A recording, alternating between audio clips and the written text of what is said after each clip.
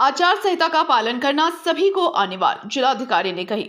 भागलपुर आगामी लोकसभा चुनाव 2024 को लेकर पूरे देश में आज से आचार संहिता लागू हो गया है, जिसको लेकर आज जिलाधिकारी डॉक्टर नवल किशोर चौधरी ने कई बिंदुओं पर प्रकाश डाला। उन्होंने कहा कि आगामी लोकसभा चुनाव को शांतिपूर्ण संपन्न कराने के लिए हम लोग कटिबद्ध हैं और विभाग के सभी पदाधिकारी को भी इसका प्रशिक्षण दिया जा रहा है। आज से पूरे देश में आचार संहिता लागू हो गया है। वहीं 19 अप्रैल से लोकसभा चुनाव 2024 का पहला चरण शुरू हो जाएगा। वहीं भागलपुर में 26 अप्रैल को दूसरे चरण में चुनाव होना सुनिश्चित हुआ है। इसको लेकर 144 धारा लागू हो गई है। अब किसी भी जगह पर 5 लोगों से अधिक लोग अगर इकट्ठा होते हैं तो उसके लिए लिखित आदेश लेना आवश्यक होगा। साथ ही किसी भी वाहन में अगर राजनीतिक दल के पोस्टर सटे होते हैं तो उनके लिए भी आदेश लेना होगा। साथ ही उन्होंने कहा कि कोई भी राजनीतिक सभा करने से पहले आदेश ले और एक जगह 2 राजनीतिक दल इकट्ठा ना हो, ना ही कोई आम सभा करे। वहीं उन्होंने कड़े शब्दों में यह भी निर्देश देते हुए बताया कि किसी भी हालत में धर्म, जाति, मजहब के आड़ में मंदिर, मस्जिद, गुरुद्वारा, गिरजाघर में राजनीतिक सभा नहीं होगी। शहर के सरकारी जगह पर राजनीतिक दल के होर्डिंग को भी हटा दिया गया है।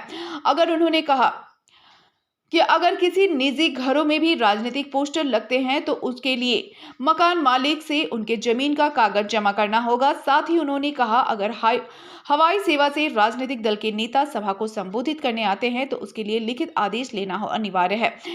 144 धारा के तहत और आचार संहिता के तहत सभी नियमों का पालन करने के लिए जिलाधिकारी ने सभी राजनीतिक दलों व आम जनों को प्रेस वार्ता के माध्यम से संबोधित किया। इस प्रेस वार्ता में जिलाधिकारी डॉक्टर नवल किशोर चौधरी के अलावे कई वरीय पुलिस पदाधिकारी, डीडीसी, दर्जनों कर्मी मौजूद थे। भागलपुर से भरत पोद्दार की रिपोर्ट। के द्वारा आज चुनाव की घोषणा कर दी गई है और आज से ही मॉडल कोड ऑफ कंडक्ट लग गया है।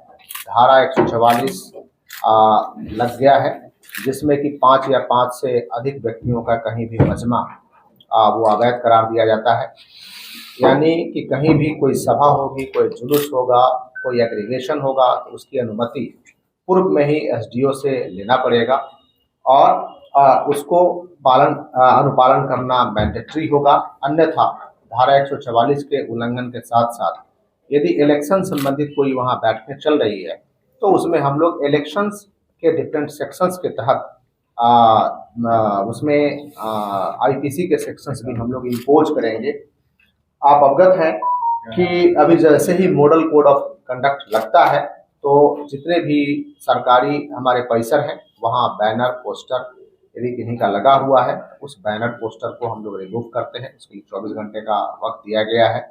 साथ ही किसी निजी घर पे, किन्हीं के निजी घर पे कोई बैनर, पोस्टर लगा हुआ है तो संबंधित बैनर, पोस्टर लगाने वाली व्यक्ति का दायित्व होगा कि उस घर के मालिक से वो परमिशन ले कि इस खाता खेसरा की जमीन पर और जिसकी चौहद्दी ये है कि हम यहाँ पे पोस्टर लगा रहे हैं, उनकी अनुमति लेना मैंडेटरी है।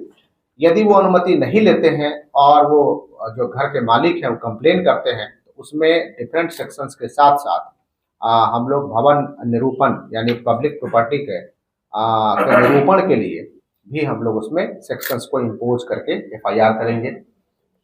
इसमें एक सुविधा पोर्टल का विकास किया गया है जिसमें कोई भी पॉलिटिकल पार्टी है या कोई भी व्यक्ति हैं जो इसमें निर्वाचन से संबंधित हैं विभिन्न सुविधाओं के लिए अप्लाई कर सकते हैं। उस एप्लीकेशन को सिंगल विंडो सिस्टम से हम लोग डिस्पोज ऑफ करते हैं। जैसे किन्हीं को कहीं सभा करानी है तो उसका एप्लीकेशन उस पर वेल बिफोर टाइम कम से कम 72 घंटा पहले हमें डालें और जिस जमीन पे कराना है उस जमीन का एनओसी उनको लेकर के मैंडेटरी है कि प्रोवाइड करेंगे। यदि सरकारी भूमि पे है तब भी उनको मैंडेटरी है कि जमीन का एनओसी जो संबंधित विभाग है उनसे लेकर के डालेंगे। अब उसमें अन्य विभागों का जो एनओसी है वो हम लोग सिंगल विंडो सिस्टम से क्लियर करा करके देंगे। यदि हेलीकॉप्टर से फ्लाई कराना चाह रहे हैं, वीआईपी आ रहे हैं तो इसकी भी अनुमति उनको लेना मैंडेटरी है और उक्त अनुमति के आलोक में ही आगे कार्रवाई करेंगे। कोई भी सभा होगी, कोई भी जुलूस होगी तो उसमें हम लोग वीडियोग्राफी मैंडेटरी कराएंगे जो हमारे कोषांग के द्वारा कराया जाएगा। उस वीडियोग्राफी को जो हमारा मॉडल कोड का कोषांग है वो कोषांग उसको एग्जामिन करेगा और लगेगा कि नहीं मॉडल कोड ऑफ कंडक्ट का वायोलेशन है तो हम लोग उचित फिर कार्रवाई करेंगे। कोई काफिला है कहीं तो उस काफिले में अधिकतम 10 वाहन एक साथ मूव कर सकते हैं, फिर 100 मीटर का गैप देना पड़ेगा, फिर 5 वाहन मूव करेंगे, फिर 100 मीटर का गैप के बाद 5 वाहन मूव करेंगे। इसको फॉलो करना जरूरी है। यदि कहीं भी कोई सभा होती है, कोई जुलूस होती है, तो एक नियत अवधि के लिए हम लोग उसको परमिशन देंगे, ताकि दूसरे कोई व्यक्ति यदि उसी ग्राउंड में सभा कराना हो तो उनको एक गैप के बाद हम उस ग्राउंड को दे सकें। कोई जुलूस होगा तो एक ही रूट पर 2 जुलूस को एक समय में हम लोग अलाउ नहीं करेंगे, जिससे कि किसी प्रकार का विवाद हो। कभी कोई भी पॉलिटिकल व्यक्ति किसी पॉलिटिकल पर्सन के निजी जीवन के बारे में कोई टिप्पणी नहीं करें, ये अनुरोध है। ये मॉडल कोड का वायोलेशन है। यदि कंप्लेन करते हैं तो इस सेक्शंस में भी प्राथमिकी दर्ज की जाएगी। कहीं भी किसी धर्म, जाति, भाषा, संप्रदाय पे कोई टिप्पणी नहीं होना चाहिए। कहीं भी कोई मंदिर, मस्जिद, चर्च और कोई भी धार्मिक स्थल है, वहां निर्वाचन संबंधी प्रचार प्रसार नहीं होना चाहिए। कोई भी जो लाउड स्पीकर है वो चुनाव प्रचार के लिए परमिशन लेना मैंडेटरी है, क्योंकि उससे हम लोग एक्सपेंडिचर भी काउंट करते हैं। और दूसरा कि कई वाहनों पे लाउड स्पीकर लगा होता है, तो वाहन पे तब तक लाउड स्पीकर नहीं अलाउ कर सकते हैं जब तक कि एसडीओ का परमिशन उस पर नहीं हो, क्योंकि वाहन के पे खर्च में हमें शामिल करना पड़ता है। यदि लगा हुआ है किन्हीं के वाहन पे तो उसको रिमूव करेंगे। बिना एसडीओ के परमिशन से वो वाहन पे लाउड स्पीकर नहीं लगा सकते हैं। और मैं आपके माध्यम से समस्त राजनीतिक दलों से के प्रतिनिधि हैं, उनसे मैं अनुरोध करूंगा, जिनको कभी ब्रीफ भी किया गया है, कि इस मॉडल कोड ऑफ कंडक्ट का पालन करें।